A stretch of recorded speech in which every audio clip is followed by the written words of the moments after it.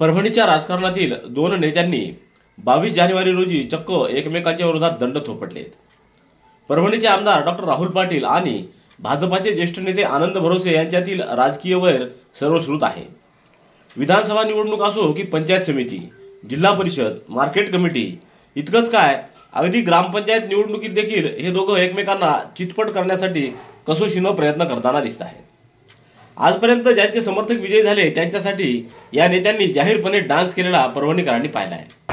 मात्र 22 जानेवारी रोजी अयोध्या इथं श्री रामलल्लाच्या प्राणप्रतिष्ठा सोहळ्याच्या निमित्तानं परभणीमध्ये या दोन्ही नेत्यांनी वेगवेगळ्या कार्यक्रमाचं आयोजन केलं. आमदार डॉक्टर राहुल पाटील यांनी सायंकाळी छत्रपती शिवाजी महाराज चौकामध्ये महाआरतीचं आयोजन केलं, तर आनंद भरोसे यांनी शहरातून भव्य अशी शोभायात्रा काढली. या दरम्यान ही शोभायात्रा आणि महाआरती छत्रपती शिवाजी महाराज चौकात चालू असताना हे दोन्ही नेते आमने सामने आले. एकमेकांच्या विरोधात जोरदार घोषणाबाजी झाली. चाहत्यांनी दोन्ही नेत्यांना डोक्यावर उचलून घेतलं. मात्र त्याचवेळी या दोन्ही नेत्यांनी एकमेकांकडे पाहत आपले दंड थोपटून आगामी काळातील लढतीचे संकेत दिल्याचं बोललं जातं. पाहूया या दोन्ही नेत्यांनी कसे दंड थोपटले ते.